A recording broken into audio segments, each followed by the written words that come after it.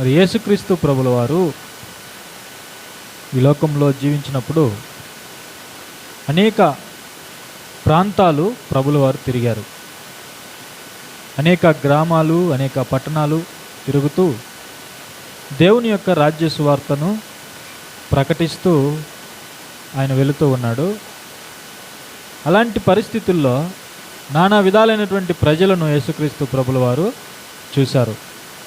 అందులో కొన్ని ప్రాంతాలకు వెళ్ళినప్పుడు వారి యొక్క పరిస్థితులను బట్టి ప్రభుల వారు ఎంతో జాలి, కరుణ వారి మీద చూపించి మరి వారికి కావలసినటువంటి అద్భుతాలను కానీ, స్వస్థతలు కానీ, మహత్కార్యాలు కానీ జరిగించినట్లుగా మనం చూస్తాం. అలాగే అనేక సందర్భాల్లో ఆకలితో ఉన్నవారికి మరి భోజనాన్ని పెట్టినట్లుగా మనం చూస్తాం. అంటే ప్రభుల వారు జీవించినప్పుడు ఆయన జాలి, కరుణ, దయ వీటిని కలిగి ఉన్నాడు. మరికొన్ని సందర్భాల్లో మనం చూసినట్లయితే కొన్ని ప్రాంతాల్లో వారి యొక్క విశ్వాసాన్ని బట్టి ప్రభుల వారు బాధపడ్డారు. వారి యొక్క అవిశ్వాసాన్ని బట్టి. అలాగే మరికొంతమంది విశ్వాసాన్ని బట్టి ప్రభుల వారు ఎన్నో అద్భుతాలు, మహత్కార్యాలు చేశారు వారి యొక్క విశ్వాసాన్ని బట్టి కొన్ని ప్రాంతాల్లో. అయితే యేసుక్రీస్తు ప్రభుల వారి యొక్క అద్భుతాలు, మహత్కార్యాలు ఇవన్నీ చూసినటువంటి ప్రజలు ఆశ్చర్యానికి గురయ్యారు. బాగా వినండి. యేసుక్రీస్తు ప్రభుల వారు చేసినటువంటి అద్భుతాలు, మహత్కార్యాలు, సూచక కార్యాలు వీటన్నింటిని చూసినటువంటి ప్రజలు ఆశ్చర్యానికి గురయ్యారు. ఎందుకంటే యేసుక్రీస్తు ప్రభుల వారు చేసినటువంటి అద్భుతాలు కానీ, మహత్కార్యాలు కానీ అప్పటి వరకు ఎవరు కూడా చేయలేదు. చనిపోయిన వారిని లేపడం కానీ, కుష్ఠరోగముతో బాధపడుతున్న వారిని బాగు చేయటం కానీ, అలాగే అనేక విధములైన ప్రాణాంతకమైనటువంటి రోగాల నుండి యేసుక్రీస్తు ప్రభుల వారు ప్రజలను విడిపించటం కానీ, బాగుపరచడం కానీ వీటన్నింటిని చూస్తున్నప్పుడు ప్రజలు ఆశ్చర్యానికి గురయ్యారు. యేసుక్రీస్తు ప్రభుల వారిని చూడగానే ఆశ్చర్యానికి గురవుతున్నారు. ఆయన చేస్తున్నటువంటి కార్యాలను చూస్తుండగానే ఆశ్చర్యానికి గురవుతున్నారు. అయితే ఈరోజు మనం ఆలోచించబోయే సందర్భం ఏంటంటే, ఏ ప్రభుల వారైతే ప్రజలను ఆశ్చర్యచకితులుగా చేశాడో ఇక్కడ అదే ప్రభువు ఒక వ్యక్తిని చూసి ఆశ్చర్యానికి గురయ్యాడు. యేసుక్రీస్తు ప్రభుల వారిని బట్టి ప్రజలందరూ ఆశ్చర్యానికి గురవుతుంటే ఇక్కడ ఒక వ్యక్తిని బట్టి యేసుక్రీస్తు ప్రభుల వారే ఆశ్చర్యానికి గురయ్యారు. లేకపోతే ప్రభుల వారు షాక్ అయ్యాడు. మనకు అర్థం కావడానికి ఆశ్చర్యానికి గురయ్యాడు. ఎందుకు యేసుక్రీస్తు ప్రభుల వారు ఆశ్చర్యానికి గురయ్యారు? ఈ విషయాన్ని మనము తెలుసుకోవాలి. ఇక్కడ ఏం జరుగుతుందో మనం చూద్దాం. చూడండి, లూకాసు వార్త 7వ అధ్యాయము మొదట 9వ వచనాన్ని మనం చదువుకుందాం. మొదట 9వ వచనాన్ని. యేసు ఈ మాటలు విని అతని గూర్చి ఆశ్చర్యపడి. ఇక్కడ ఒక వ్యక్తి గురించి యేసుక్రీస్తు ప్రభుల వారు విని ఆ వ్యక్తిని గురించి యేసుక్రీస్తు ప్రభుల వారు ఆశ్చర్యపడ్డారట. చూడండి, ఇప్పుడు సమాజము యేసుక్రీస్తు ప్రభువుని చూసి ఆశ్చర్యపోతుంది. వాస్తవానికి ఆయన చేస్తున్నటువంటి అద్భుతాలు, మహత్కార్యాలు, స్వస్థతలు, ఆయన బోధలు ఇవన్నీ కూడా ఇప్పటి వరకు ప్రజలు కని విని ఎరుగనివి.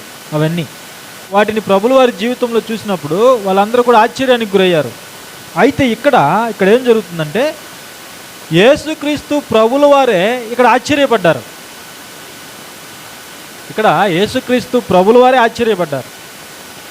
ఎందుకు ఆశ్చర్యపడ్డారు అంటే చూడండి, అతనిని గూర్చి ఆశ్చర్యపడి తన వెంట వచ్చుచున్న జనసమూహము వైపు తిరిగి, ఇశ్రాయేలులో నైనను ఇంత గొప్ప విశ్వాసము నేను చూడలేదని మీతో చెప్పుచున్నాను. ఒక వ్యక్తి గురించి యేసుక్రీస్తు ప్రభుల వారు విన్నారు. విని అక్కడ ఆయన వెంట వస్తున్నటువంటి ప్రజలతో ఏమని చెప్తున్నాడంటే, ఇశ్రాయేలీలలోనైనను ఇంత గొప్ప విశ్వాసము నేను చూడలేదు అంటున్నాడు. అంటే యేసుక్రీస్తు ప్రభుల వారిని ఆశ్చర్యానికి గురి చేసింది ఏంటి అంటే ఆ వ్యక్తి యొక్క విశ్వాసం. ఆ వ్యక్తి యొక్క విశ్వాసం అంటే కేవలం విశ్వాసం కాదు, ఆయన యొక్క గొప్ప విశ్వాసం అని రాయబడింది చూడండి అక్కడ. గొప్ప విశ్వాసం. యేసుక్రీస్తు ప్రభువుని ఆశ్చర్యానికి గురి చేసింది ఏంటి? అతని యొక్క గొప్ప విశ్వాసం. గొప్ప విశ్వాసం. విశ్వాసము అల్ప విశ్వాసం ఉంది, బలహీనమైన విశ్వాసం ఉంది, అలాగే గొప్ప విశ్వాసం ఉంది.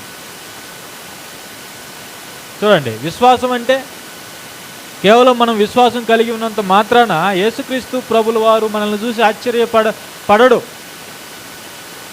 ఎప్పుడు మనల్ని చూసి యేసుక్రీస్తు ప్రభుల వారు సైతము షాక్కి గురవుతాడో, ఆశ్చర్యానికి గురవుతాడు అంటే మనలో గొప్ప విశ్వాసం ఉన్నప్పుడు, మనలో సాధారణమైన విశ్వాసం ఉన్నప్పుడు యేసుక్రీస్తు ప్రభుల వారు ఆశ్చర్యానికి గురికాడు. లేకపోతే అల్ప విశ్వాసం ఉన్నా ఆయన ఆశ్చర్యానికి గురికాడు. చాలామందిలో బలహీనమైన విశ్వాసం ఉంది, చాలామందిలో అల్ప విశ్వాసం ఉంది. ఉందా లేదా? అల్ప విశ్వాసం ఉంది. పేతురు గారిని చూసి అల్ప విశ్వాసి అన్నాడు ప్రభు. చూడండి, యేసుక్రీస్తు ప్రభు యొక్క 12 మంది శిష్యుల్లో పెద్దవాడు ఎవరు? పేతురు గారు. యేసుక్రీస్తు ప్రభుల వారు ఒకరోజు శిష్యులందరూ కూడా సముద్రంలో వెళ్తున్నప్పుడు తుఫాను వచ్చింది. అప్పుడు యేసుక్రీస్తు ప్రభుల వారు ఆ సముద్రంలో నడుచుకుంటూ వాళ్ళకి ఎదురుగా వచ్చాడు. దాన్ని చూసినటువంటి పేతురు గారు ఆశ్చర్యానికి గురై, ప్రభు నేను కూడా నీళ్ళ మీద నడుస్తాను అన్నాడు. అయితే నడువు అన్నాడు ప్రభు. అప్పుడు పేతురు గారు సముద్రం మీద నడుస్తూ ఉన్నప్పుడు ఆయనలో ఒక భయం అనేది ఆవరించింది. అప్పుడు వెంటనే తన విశ్వాసాన్ని కోల్పోయి మునగటం ప్రారంభించాడు. అప్పుడు యేసుక్రీస్తు ప్రభువు వారు ఏమన్నారు? అల్ప విశ్వాసి అన్నాడు పేతురుని. పేతురుని ఏమన్నాడు? అల్ప విశ్వాసి. చూడండి, యేసుక్రీస్తు ప్రభు యొక్క మాటకు అయితే నువ్వు కూడా సముద్రం మీద నడువు అన్నటువంటి ఆ మాటను నమ్మి ఓడలో నుంచి సముద్రంలోనికి వచ్చాడు పేతురు. ఎక్కడి నుంచి వచ్చాడు? ఓడలో ఉన్నవాడు సముద్రంలో అడుగుపెట్టాడు, నీటి మీద అడుగుపెట్టాడు. దానికి ఎంత విశ్వాసం అవసరం ఆలోచన చేయండి. అవునా కదా? ప్రభు యొక్క మాట విని ఓడలో ఉన్నటువంటి పేతురు, పడవలో ఉన్నటువంటి పేతురు ఎక్కడ అడుగుపెట్టాడు? నీటి మీద అడుగుపెట్టాడు. ఆ సమయంలో గొప్ప విశ్వాసాన్ని కనపరిచాడు. అయితే నీటి మీద నడుస్తూ ఉన్నప్పుడు ఆ నీటిని చూసి ఏమయ్యాడు? భయపడ్డాడు. మునిగిపోతానేమో సందేహించాడు. అందుకు ప్రభు ఏమన్నాడు? అల్ప విశ్వాసి. ఇప్పుడు పేతురే అల్ప విశ్వాసి అయితే మరి మిగతా 11 మంది ఎక్కడున్నారు? ఓడలో, పడవలో ఉన్నారు. మరి వాళ్ళ విశ్వాసం ఎంత ఉంటుంది చెప్పండి?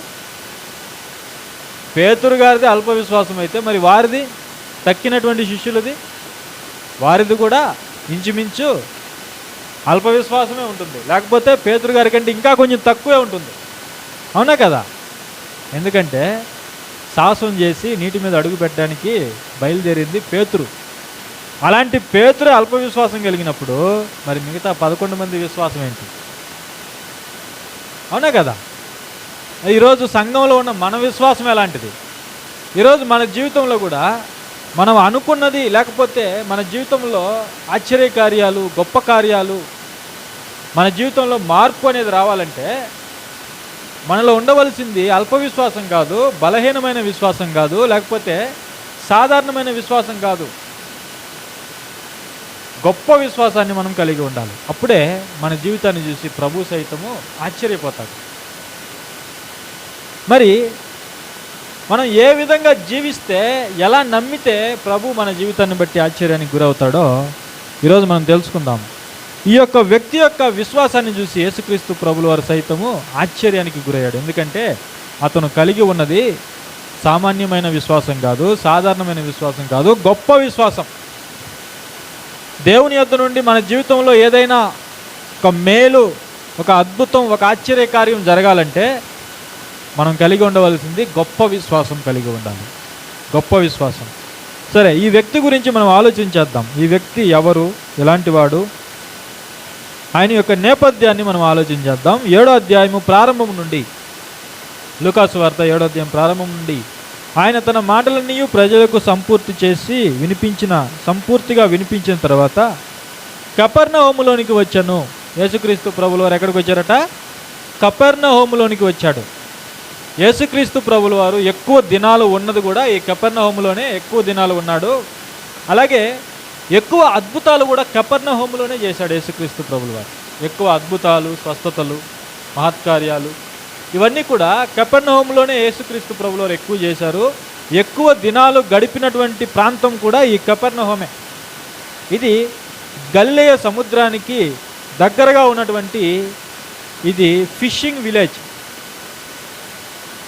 ఇక్కడ ఎక్కువగా సముద్రానికి దగ్గరగా ఉండటం ద్వారా ఇక్కడ ఎక్కువగా చేపలు పట్టే వాళ్ళు ఉన్నారు. ఇది చేపలు పట్టే ఒక బెత్సవారి విలేజ్ అని మనం చెప్పుకోవచ్చు, ఫిషింగ్ విలేజ్. ఈ ప్రాంతంలోనే యేసుక్రీస్తు ప్రభులు వారు ఎక్కువ దినాలు ఉన్నారు, ఎక్కువగా ఆశ్చర్యకార్యాలు చేశారు. ఇక్కడ యేసుక్రీస్తు ప్రభులు వారు అక్కడికి వచ్చారు, కపెర్నహూములోనికి వచ్చాడు యేసుక్రీస్తు ప్రభులు వారు. అప్పుడు 2వ వచనంలో, ఒక శతాధిపతికి ప్రియుడైన దాసుడొకడు రోగి అయి చావ సిద్ధమై ఉండెను. ఎవరి గురించి? ఒక శతాధిపతి. ఇతడు రోమా ప్రభుత్వానికి సంబంధించినటువంటి ఒక సెంచురియన్, ఒక శతాధిపతి. అంటే అతని క్రింద 100 మంది సైనికులు ఉంటారు. 100 మంది సైనికులకి నాయకుడు ఈ యొక్క రోమన్ అధికారి, ఈ శతాధిపతి. ఇతడు ఒక అన్యుడు, ఇశ్రాయేలీయుడు కాదు, ఇతడు ఒక అన్యుడు. ఆ కాలంలో యూదులు అన్యులను తిరస్కరించేవాళ్ళు, లేకపోతే ఒకంత తక్కువగా చూసేవాళ్ళు. ఎందుకంటే వాళ్ళు అన్యజనాంగం, మేము దేవుని ప్రజలం, దేవుడు మమ్మల్ని ఏర్పాటు చేసుకున్నాడు, మా తండ్రి అబ్రాహాము, మా తండ్రి ఎవరు? అబ్రాహాము, మేము దేవుని యొక్క వంశం అని వాళ్ళు గొప్పగా చెప్పుకునేవాళ్ళు.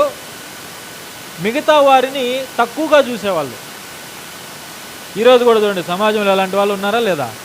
మేమే దైవాంశ సంభూతులము, మేము దేవుని చేత ఏర్పాటు చేయబడ్డ వాళ్ళము, దేవుని సేవ చేసేవాళ్ళము. కాబట్టి కొంతమంది సమాజంలో ఈరోజు మనుషుల మీద ఆధిపత్యాన్ని చెలాయిస్తున్నారు. దీన్ని అడ్డం పెట్టుకొని, దేవుడిని అడ్డం పెట్టుకొని మనుషులను హీనంగా చూడడం, కేవలంగా చూడడం. కొంతమంది అయితే ఇతరుల్ని ముట్టుకోవడానికి కూడా అసహించుకుంటూ ఉంటారు. ముట్టుకోని కూడా ముట్టుకోరు కొంతమంది, అవునా కదా? ముట్టుకుంటే మలినమైపోతారు అనే ఉద్దేశంతో కొంతమందిని ముట్టుకొని కూడా ముట్టుకోకుండా మరి వాళ్ళు జీవిస్తూ ఉండటం మనం చూస్తుంటాం. అంటే వారిని వాళ్ళే గొప్పవాళ్ళుగా చెప్పుకునే పరిస్థితి. మేమే గొప్పవారము, మాకే దేవుడు తెలుసు, మిగతా వారందరూ కూడా అంటరాని వాళ్ళు అనే విధంగా భావిస్తూ ఈరోజు ప్రజలను చాలా హీనంగా చూసేవాళ్ళు ఉంటున్నారు. అదేవిధంగానే ఆనాడు కూడా యూదులు ధర్మశాస్త్రాన్ని కలిగిన వాళ్ళు ఒకంత రోమా సైనికుల్ని కానీ వారి యొక్క అధికారులను కానీ, వాళ్ళు అధికారులుగా ఉన్నప్పటికీ కూడా, పరిపాలనలో ఉన్నప్పటికీ కూడా వాళ్ళని ఒకంత తక్కువగా చూసేవాళ్ళు. ఎందుకంటే వాళ్ళు అన్య జనాంగము. అలాంటి పరిస్థితులు ఉన్నాయి. అయితే ఇక్కడ ఈ శతాధిపతి గురించి ఆ విధమైనటువంటి అభిప్రాయాన్ని ఈ యూదా అధికారులు కలిగి లేరు. అది ఇతని జీవితంలో ఒక గొప్ప పరిస్థితి మనం తెలుసుకోవచ్చు. చూడండి, ఒక శతాధిపతికి ప్రియుడైన దాసుడొకడు రోగి అయి చావ సిద్ధమై ఉండెను. ఒక శతాధిపతి ఉన్నాడు, అతని యొక్క దాసుడు, అతని యొక్క ప్రియదాసుడు, అతను చావడానికి సిద్ధంగా ఉన్నాడు. అంటే ఇక అతని పరిస్థితి చివరికి వచ్చేసింది. బహుశా అతను అనేక మంది వైద్యుల దగ్గర అతన్ని చూపించి ఉండవచ్చు ఈ శతాధిపతి. అయితే ఎక్కడికి వెళ్ళినా కూడా నయం కాలేదు, ఎక్కడికి వెళ్ళినా కూడా బాగుపడలేదు. అతని జీవితం చివరి స్టేజ్కి వచ్చేసింది. చావడానికి సిద్ధంగా ఉన్నాడు, ఇక అతను చనిపోబోతున్నాడు. అలాంటి పరిస్థితుల్లో ఈ శతాధిపతి చూడండి, ఈ శతాధిపతి ఏం చేశాడు? 3వ వచనంలో, శతాధిపతి యేసును గూర్చి విని, యేసు ప్రభు గురించి విన్నాడు. ఈ శతాధిపతి యేసు ప్రభు గురించి విన్నాడు. ఏం విన్నాడు? ప్రభు యొక్క జీవితం గురించి విన్నాడు. ప్రభు ఎలాంటి వాడో విన్నాడు. ప్రభు ఏం చేస్తున్నాడో విన్నాడు. ప్రభు ఏం చేస్తున్నాడు సమాజంలో? ఆయన అద్భుతాలు చేస్తున్నాడు, మహత్కార్యాలు చేస్తున్నాడు, చనిపోయిన వాళ్ళని లేపుతున్నాడు.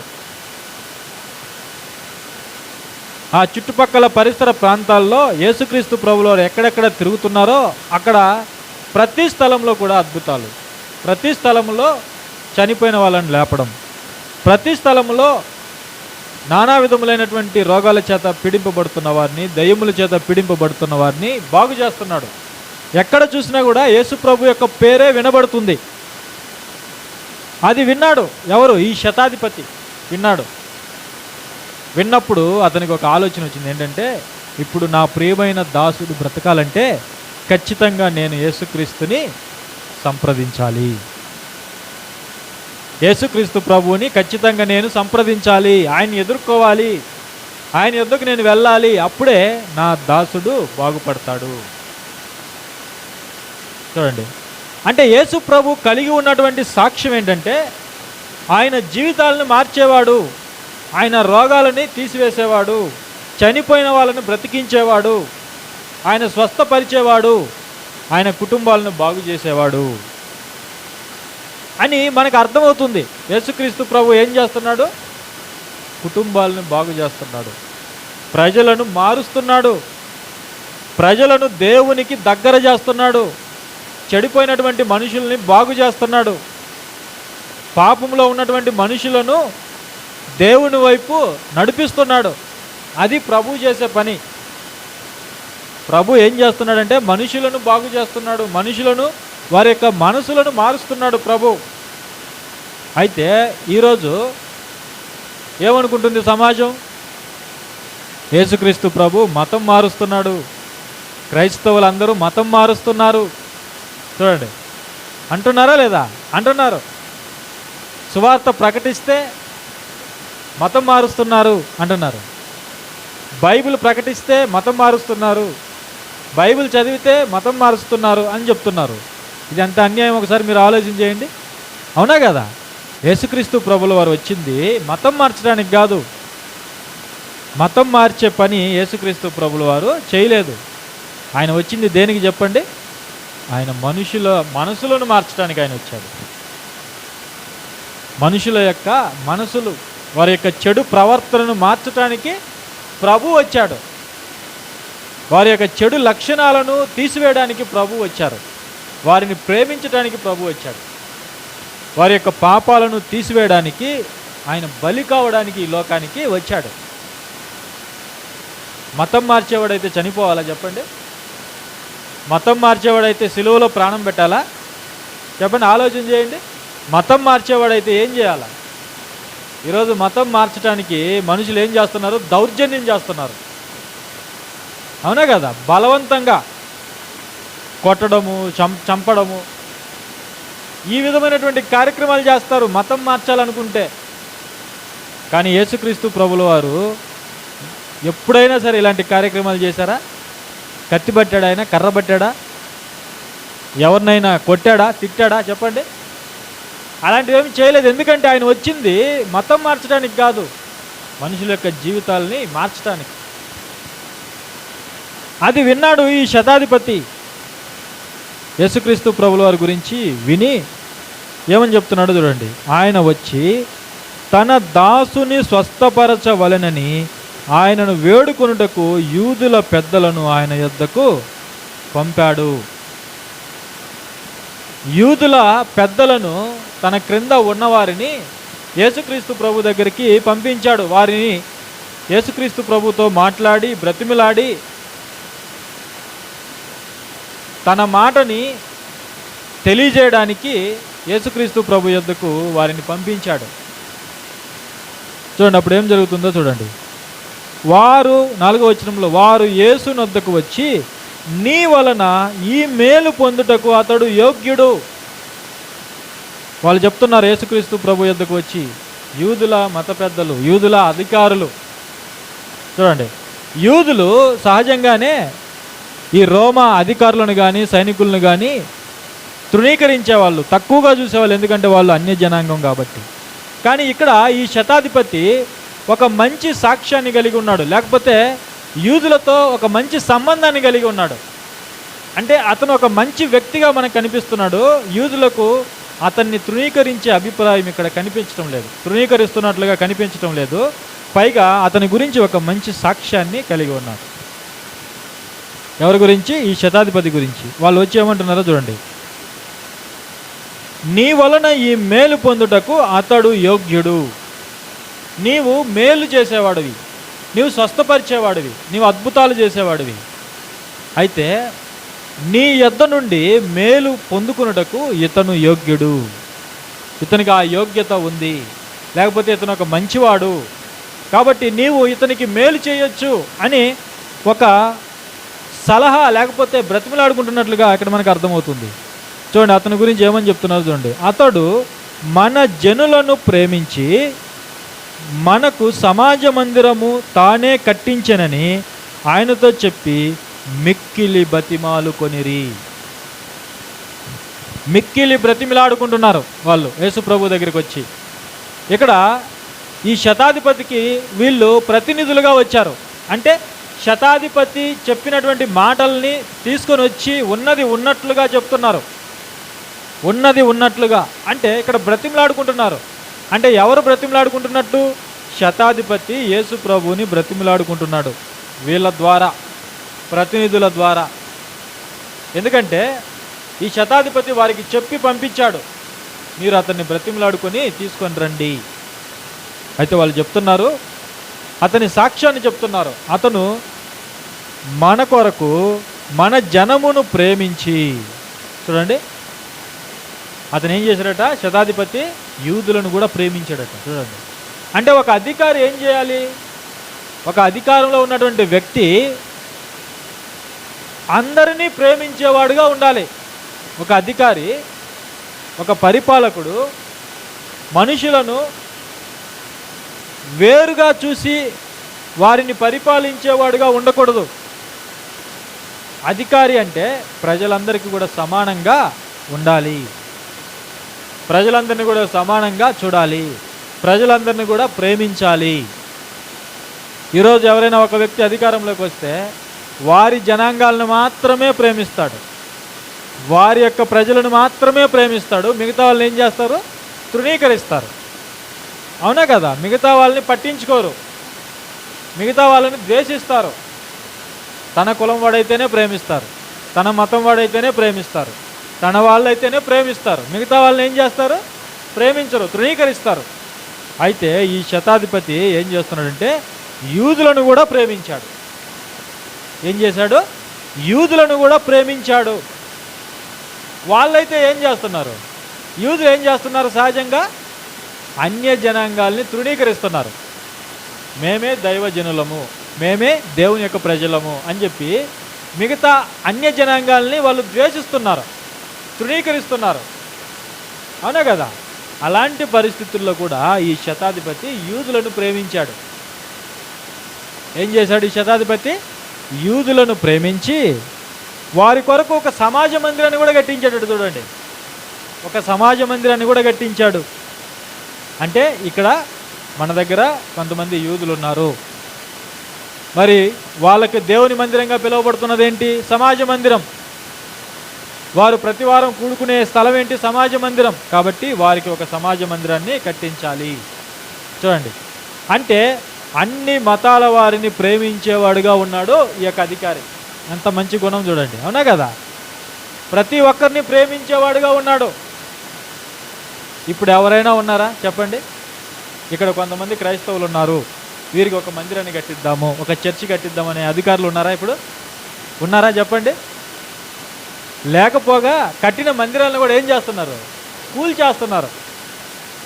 ఎన్ని చర్చిలను కూల్చేశారో చూడండి, ఎన్ని మందిరాలని కూలగొట్టారో చూడండి. అవునా కదా? చర్చెస్ని అధికారుల యొక్క అనుమతి లేకుండా జరుగుతాయా ఇవి? జరుగుతాయా? ఒక మందిరం మీద చెయ్యి వేయగలరా ఎవరైనా? అంటే ఎలాంటి అధికారులు ఉన్నారో ఒకసారి మీరు చూడండి. ఇక్కడ కొంతమంది క్రైస్తవులు ఉన్నారు, వారందరూ కలుసుకోవడానికి ఒక చర్చ్ కట్టించాలి అని అనుకోవడం లేదు, కానీ ఉన్నటువంటి మందిరాలను కూడా పడగొట్టేస్తున్నారు. ఎంత మోసం చూడండి. కానీ ఈ శతాధిపతి ఎలాంటి వాడట? అక్కడ ఉన్నటువంటి యూదులకు ఒక మందిరాన్ని కట్టించాడు, సమాజ మందిరాన్ని కట్టించాడు, ఒక మంచి సాక్ష్యాన్ని కలిగి ఉన్నాడు. అలాంటి నాయకులు ఎంతమంది ఉంటారు చెప్పండి? ఈ రోజుల్లో చాలా తక్కువ మంది ఉన్నారు, చాలా తక్కువ మంది ఉన్నారు. అన్ని మతాల వారిని ప్రేమించేవాళ్ళు, అన్ని మతాల వారికి సహాయం చేసేవారు, అన్ని మతాల వారికి కావాల్సిన వాటిని అందించే నాయకులు తక్కువ మంది ఉన్నారు. వేళ్ల మీద లెక్క పెట్టేవాళ్ళు ఉన్నారు. అవునా కదా? చూడండి. అయితే ఈ శతాధిపతి అలాంటి వాడే, ఒక మంచి అధికారి. అతను యూదుల కొరకు ఒక సమాజ మందిరాన్ని తానే కట్టించాడు. తానే కట్టించాడు. ఆ విధమైనటువంటి సాక్ష్యాన్ని ప్రభు యొద్దకు వాళ్ళు తీసుకొని వచ్చి బతిమలాడుకుంటున్నారు. ఆ శతాధిపతి మనల్ని ఎంతో ప్రేమించాడు, మన కొరకు ఒక సమాజ మందిరాన్ని కట్టించాడు, ఇప్పుడు అతని ప్రియదాసుడు చావడానికి సిద్ధంగా ఉన్నాడు, ఇదిగో మమ్మల్ని నీ యొద్దకు పంపించాడు, నీవు త్వరగా వచ్చి అతన్ని స్వస్థపరచని వీళ్ళు బతిమలాడుకుంటున్నారు. ఈ విధంగా చెప్పగానే ప్రభు అక్కడికి వెళ్తున్నాడు. చూడండి 6వ వచనంలో, కావున యేసు వారితో కూడా వెళ్ళెను. ఆయన ఆ ఇంటి దగ్గరకు వచ్చినప్పుడు శతాధిపతి తన స్నేహితులను చూచి, మీరు ఆయన యొద్దకు వెళ్ళి, చూడండి మళ్ళా, మీరు ఆయన యొద్దకు వెళ్ళి, ప్రభువా శ్రమ పుచ్చుకొనవద్దు, నీవు నా ఇంటిలోనికి వచ్చుటకు నేను పాత్రుడను కాను. ఏమంటున్నాడు చూడండి. ప్రభు వస్తున్నాడు, ఇంటి దగ్గరికి వచ్చాడు. ప్రభువుని చూసిన వెంటనే తన దాసుల్ని పంపించాడు, తన స్నేహితుల్ని పంపించాడు. తన స్నేహితుల్ని పంపించాడు. ఎందుకు? వాళ్ళు వచ్చి ఏమని చెప్తున్నారు? ప్రభువా నీవు శ్రమ పుచ్చుకొనవద్దు, నీవు శ్రమ పుచ్చుకొనవద్దు అంటే నీవు నా యొద్దకు రావడానికి శ్రమ తీసుకోవద్దు. ఎందుకంటే నేనంత గొప్పవాడిని కాదు, నా దగ్గరికి వచ్చుటకు, నా ఇంటిలోనికి వచ్చుటకు నేను యోగ్యుడను కాను. వాళ్ళు ఏమని చెప్పారు? యూద అధికారులు ఏమని చెప్పారు? నీ వలన అతను మేలు పొందుటకు యోగ్యుడు అని వాళ్ళు చెప్పారు. ఎందుకంటే అతను చేసినటువంటి కార్యాలను బట్టి, అతను వాళ్ళని ప్రేమించిన విధానాన్ని బట్టి, సమాజ మందిరాన్ని కట్టించిన విధానాన్ని బట్టి అతను యోగ్యుడు అని వీళ్ళు బతిమలాడుకుంటున్నారు. అయితే ఇతనేమంటున్నాడు? ప్రభువా నీవు నా ఇంటిలోనికి వచ్చుటకు నేను పాత్రుడను గాను, నేను యోగ్యుడను గాను. అంటే ఒక అధికారి సైతము ఇక్కడ యేసు ప్రభు ముందు ఏం చేస్తున్నాడు? తనను తాను తగ్గించుకుంటున్నాడు. ఎందుకంటే యేసు ఎవరో అతనికి అర్థమైంది, యేసు ఎవరో అతనికి అర్థమైంది. కాబట్టి ప్రభువా శ్రమ పుచ్చుకొనవద్దు, నీవు శ్రమ పడవద్దు నా ఇంటిలోనికి రావడానికి, నన్ను కలుసుకోవడానికి. ఎందుకంటే నేను అంత గొప్ప వ్యక్తిని కాదు. ఈ లోకరీత్యా నేను ఒక అధికారినై ఉండొచ్చు, నా క్రింద 100 మంది సైనికులు ఉండొచ్చు. అయితే నీవు నా ఇంటిలోనికి వచ్చుటకు నాకు యోగ్యత లేదు, నా ఇంటిలోనికి వచ్చుటకు నేను పాత్రుడను కాను, అందుచేత నీ యొద్దకు వచ్చుటకు పాత్రుడనని నేను ఎంచుకొనలేదు. చూడండి, నీవు నా యొద్దకు వచ్చుటకు కానీ, నేను నీ యొద్దకు వచ్చుటకు కానీ నేను పాత్రుడను కాను. అంటే ఎంత వినయం కలిగి ఉన్నాడో ప్రభు ఎదుట ఇక్కడ మనము ఆలోచన చేయాలి. ప్రభు యొద్దకు వచ్చే వాళ్ళు ఎలా ఉండాలి చెప్పండి? వినయము కలిగి ఉండాలి. ప్రభు సన్నిధికి మనం వస్తున్నప్పుడు ఇక్కడ ఎవరున్నారు? ప్రభు ఉన్నాడు, వాక్యముగా ప్రభు మన మధ్య ఉన్నాడు. ఇప్పుడు ప్రభు యొద్దకు వచ్చేవారికి ఏముండాలి? వినయం ఉండాలి, విధేయత అనేది ఉండాలి, తగ్గింపు స్వభావం అనేది ఉండాలి. అప్పుడు ఏం జరుగుతుంది? అప్పుడు మనం ఏదైతే ఆశిస్తున్నామో దాన్ని ప్రభు ద్వారా మనం పొందుకుంటాం. ఏదైతే మనం యేసు ప్రభు దగ్గర పొందుకోవాలని వస్తామో, ఏ సమస్యను అయితే తీర్చుకోవడానికి మనం వస్తామో ప్రభు యొక్క సన్నిధికి, దానికి మనము చక్కటి పరిష్కారాన్ని పొందుకోవచ్చు ప్రభు ద్వారా. అదే చెప్తున్నాడు చూడండి, అందుచేత నీ యొద్దకు వచ్చుటకు పాత్రుడనని నేను ఎంచుకొనలేదు. అయితే మాట మాత్రము సెలవిమ్ము, అప్పుడు నా దాసుడు స్వస్థపరచబడును.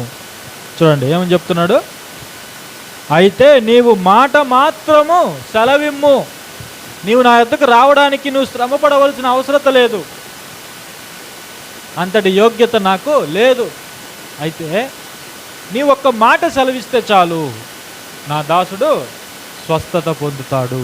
అంటే ప్రభు ఎంత శక్తి కలిగిన వాడో, ప్రభు ఎవరో ఆయన గ్రహించాడు. శతాధిపతి నిజంగా ప్రభువుని నమ్మాడు.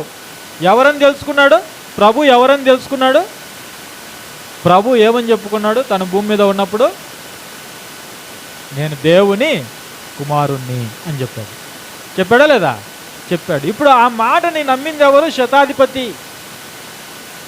దేవుని కుమారుడు, ఈయన దేవుని కుమారుడు అంటే ఈయన దేవుడు అని నమ్మాడు శతాధిపతి. ఏం నమ్మాడు? ఈయన దేవుని కుమారుడు అనగా దేవుడు అని నమ్మాడు. అందుకే ఆ దేవుని ముందు లేక దేవుని కుమారుని ముందు తనను తాను తగ్గించుకున్నాడు, వినయాన్ని ప్రదర్శించాడు, విధేయతను ప్రదర్శించాడు, తను తాను తగ్గించుకున్నాడు, తనను తాను లోబడ్డాడు ప్రభుకి. ఎందుకంటే ఆయన సామాన్యమైన వ్యక్తి కాదు, ఆయన దేవుని కుమారుడు లేక ఆయన దేవుడు అని గ్రహించాడు. అందుకే ఏమంటున్నాడు?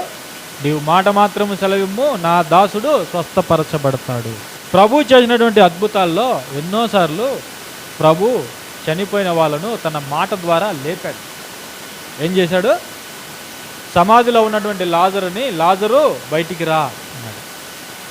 అవునా కదా? తన మాట చూడండి, ఆయన మాట ఈ లోకాలను కలిగించింది, ఆయన మాట మృతులను సైతం బ్రతికించింది, ఆయన మాట అనేక మందిని స్వస్థపరిచింది. ఇది శతాధిపతికి బాగా తెలుసు. అందుకే శతాధిపతి అంటున్నాడు, ప్రభువా నీవు మాట మాత్రం సెలవిమ్ము, నా దాసుడు స్వస్థపరచబడతాడు. ఆయన మాట శక్తివంతమైనదని మనం నమ్ముతున్నామా? చెప్పండి. ఆయన మాట శక్తివంతమైనది, ఆయన శక్తిమంతుడని మనం నమ్ముతున్నామా? ఈ శతాధిపతి నమ్మాడు. ఈ శతాధిపతి ఏం చేశాడు? నమ్మాడు. ప్రభువా నీవు ఆజ్ఞ ఇస్తే చాలు, నీవు మాట్లాడితే చాలు, నా దాసుడు స్వస్థపరచబడతాడు. ఈ విధమైన నమ్మకం ఉందా మనకి? ఈ విధమైనటువంటి నమ్మకం ఉందా మనకి?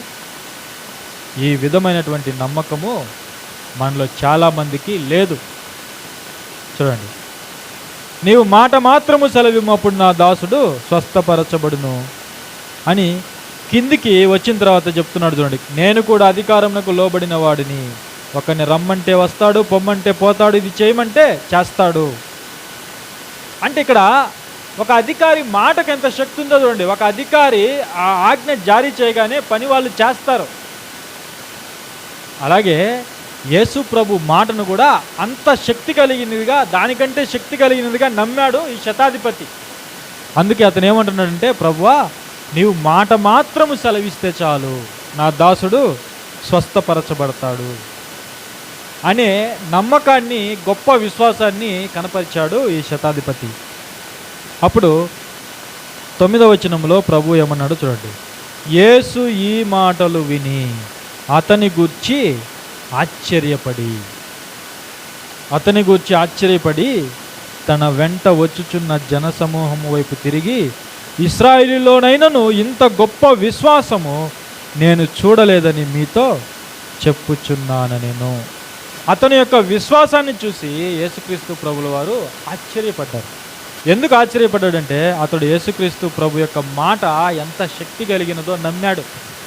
నీవు మాట మాత్రం సెలవిస్తే చాలు, నా దాసుడు స్వస్థపరచబడతాడు. తన మాటను బట్టి మన కుటుంబాలను ప్రభు మార్చగలడు, లేకపోతే ప్రభు మన జీవితాలని మార్చగలడు. ఆ నమ్మకంతో మనం ఇక్కడికి రావాలి. ప్రభు యొద్దకు మనం ఎలాంటి విశ్వాసంతో రావాలి? మనం దేవుడు ఉన్నాడని నమ్ముతున్నాము, ప్రభు మనకు నిత్య జీవం ఇస్తాడని మనం నమ్ముతున్నాం. అయితే ఇది ప్రారంభ దశ, మన విశ్వాసానికి ఇది ప్రారంభ దశ. అయితే అంతిమ దశ ఏంటో తెలుసా? గొప్ప విశ్వాసానికి సూచనలు ఏంటో తెలుసా? గొప్ప విశ్వాసానికి రుజువులు ఏంటంటే, మన శ్రమల్లో, మన బాధల్లో కూడా ప్రభు మనల్ని నడిపిస్తాడు అని మనం నమ్మాలి. ప్రతి దినము ప్రభు మనల్ని పోషిస్తాడు అని మనం నమ్మాలి. అది ఎలాంటి పరిస్థితి అయినా సరే ప్రభు మనల్ని నడిపిస్తాడు, మనకు తోడుగా ఉంటాడని మనం నమ్మాలి.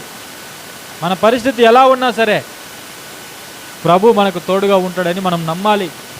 అందుకే యేసుక్రీస్తు ప్రభుల వారు శిష్యులకి ప్రార్థన నేర్పిస్తూ మా అనుదిన ఆహారము మాకు నేడు దయచేయము అని నేర్పించాడు. మా అనుదిన ఆహారము నేడు మాకు దయచేయము అంటే మనం ప్రతి దానికి కూడా యేసు ప్రభువు మీద ఆధారపడాలి. ప్రతి దానికి కూడా మనం దేవుని మీద ఆధారపడేవారుగా ఉండాలి. అది గొప్ప విశ్వాసం అంటే. అవునా కదా? ఆలోచన చేయండి. మీరు ఏమి తిందుమా, ఏమి త్రాగుదుమా, ఏమి ధరించుకుందుమా అని చింతించకండి అన్నాడు. చింతించకుండా బ్రతకడం గొప్ప విశ్వాసం. ప్రతి దానికి దేవుని మీద ఆధారపడి బ్రతకడము గొప్ప విశ్వాసం. అది ఎలాంటి పరిస్థితి అయినా సరే, అది రోగమైనా సరే, అది వ్యాధి అయినా సరే, అది బాధ అయినా సరే, అది ఎలాంటి శ్రమ అయినా సరే, మన కుటుంబం ఎలాంటి పరిస్థితుల్లో ఉన్నా సరే, మనము దేవుణ్ణి ఆశ్రయించి దేవుడు మనకు తోడుగా ఉంటాడు, ఆయన మాట బాగు చేస్తుందని మనం నమ్మడమే నిజమైనటువంటి విశ్వాసం. అదే గొప్ప విశ్వాసం. అలాంటి విశ్వాసాన్ని మనం కలిగినప్పుడే యేసుక్రీస్తు ప్రభుల వారు మన విశ్వాసాన్ని చూసి ఆశ్చర్యపడతారు. ఎవరి మీద ఆధారపడకుండా ప్రభువు మీద మాత్రమే మనం ఆధారపడుతూ మనం ముందుకు వెళితే అలాంటి విశ్వాసాన్ని చూసి ప్రభు ఆశ్చర్యానికి గురవుతాడు. ఇప్పుడు గొల్యాతు వచ్చాడు ఇశ్రాయేలు మీదకి, ఆజానబాహుడు, యుద్ధశూరుడు. అతను 40 రోజులు గ్రౌండ్లో ప్రకటన చేశాడు, సవాలు చేశాడు, ఎవరైనా సరే నా మీదకి పోటీకి రావచ్చు, నన్ను ఓడిస్తే మేమందరం కూడా మీకు దాసులైపోతామని. అప్పుడు ఇశ్రాయేలు అందరూ కూడా భయపడిపోయారు. ఇశ్రాయేల్ రాజు సౌలు కానీ, మిగతా అధికారులు కానీ, ప్రజలు కానీ అందరూ భయపడిపోయారు వాడిని చూసి. అయితే అతన్ని ఓడించింది ఎవరో తెలుసా?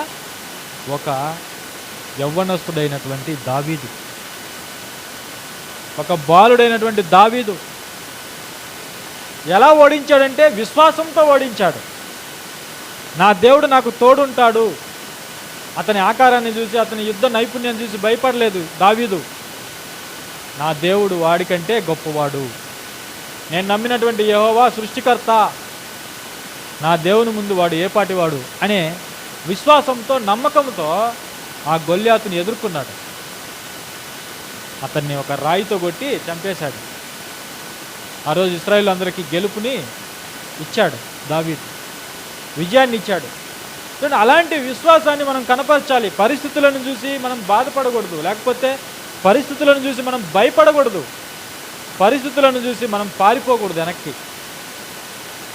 మనం గొప్ప విశ్వాసంతో దేవుని యొద్దకు రావాలి. గొప్ప విశ్వాసంతో, శతాధిపతి కలిగి ఉన్నటువంటి విశ్వాసంతో. మనకి ఏం లేకపోయినా సరే, ఆహారం లేదా, వస్త్రాలు లేవా, మనకు పరిస్థితులు బాగోలేవా, ఆర్థిక సమస్యలు ఎలాంటివైనా సరే, కుటుంబ సమస్యలు అవి ఎలాంటివైనా సరే, అవి ఎలాంటి సమస్యలైనా సరే, ఆ సమస్యల్లో మనకు దేవుడు తోడుంటాడు. నా దేవుడు నాకున్నాడు, నా ప్రభు నాకు ఉన్నాడు అనే ఉద్దేశంతో మనం ఇక్కడికి రావాలి. ఆ నమ్మకంతో మనం రావాలి ఇక్కడికి.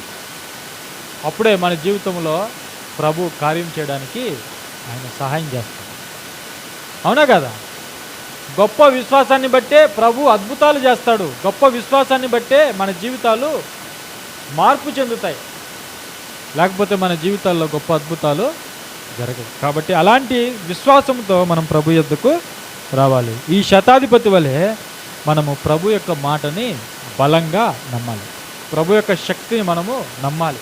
ప్రభు యొక్క శక్తిని మనం ఆశ్రయించినప్పుడు, అక్కడ 10వ వచనం చూడండి. 10వ వచనంలో, పంపబడిన వారు ఇంటికి తిరిగి వచ్చి ఆ దాసుడు స్వస్థుడై ఉండుట కనుగొనిరి. ఆ దాసుడు స్వస్థుడై ఉండుట కనుగొనిరి అంటే ప్రభు ఏం చేశాడు? అక్కడ ఆ శతాధిపతి యొక్క విశ్వాసాన్ని బట్టి ప్రభు తన మాటను పంపించి ఆ శతాధిపతి యొక్క ప్రియదాసుడైనటువంటి ఆ యొక్క వ్యక్తిని స్వస్థపరిచాడు. చావడానికి సిద్ధమై ఉన్నటువంటి ఆ వ్యక్తిని ప్రభు తన మాట వలన బ్రతికించాడు. వాళ్ళు తిరిగి ఇంటికి వచ్చేసరికి ఆ దాసుడు స్వస్థపరచబడి ఉన్నాడు, బ్రతికి ఉన్నాడు, చనిపోలేదు. చూడండి, ఈ విధమైనటువంటి గొప్ప అద్భుతం అక్కడ జరగడానికి కారణం ఏంటంటే ముఖ్యంగా ఆ శతాధిపతి కనపరిచినటువంటి గొప్ప విశ్వాసం. మనం యేసు ప్రభువుని గొప్పగా నమ్మాలి. గొప్ప విశ్వాసం. ఆయనకు అసాధ్యమైనది ఏదీ లేదని నమ్మాలి. ఈరోజు మనం అనేక సమస్యల్లో నుండి ఇక్కడికి వచ్చాం. అనేక సమస్యల నుండి మనం ఇక్కడికి వచ్చాం. సమస్యలు లేని కుటుంబం ఎవరిదైనా ఉందా చెప్పండి? సమస్యలు లేని కుటుంబాలు ఎవరైనా ఉన్నాయా? ప్రతి ఒక్కరికి సమస్యలు ఉన్నాయి. ఆ సమస్యల్లో దేవుణ్ణి నమ్మడమే గొప్ప విశ్వాసం. ఆ సమస్యల్లో దేవుణ్ణి నమ్మడమే, ప్రభువుని నమ్మడమే, ఆయన శక్తిని మనం ఆశ్రయించడమే గొప్ప విశ్వాసం. కాబట్టి అలాంటి విశ్వాసాన్ని మనము పెంపొందించుకోవాలి. మనలో ఉన్న అల్ప విశ్వాసాన్ని, బలహీనమైన విశ్వాసాన్ని, సాధారణమైన విశ్వాసాన్ని తీసివేయాలి. మన పరిస్థితుల కంటే, మన సమస్యల కంటే ప్రభు గొప్పవాడని నమ్మి మనం ప్రభు యొద్దకు వచ్చినప్పుడు మన సమస్యలన్నింటినీ కూడా ప్రభు తీసివేయడానికి సమర్థుడు. మన జీవితాల్ని, మన కుటుంబాలని ప్రభువు మార్చగలడు. మరి ఆ విధంగా మనం ముందుకు వెళ్ళాలని నేను కోరుకుంటున్నాను. మరి ఈ సందేశం మీకు అర్థమైందని కూడా నేను భావిస్తూ మరి నా చిన్న సందేశాన్ని ముగిస్తున్నాను.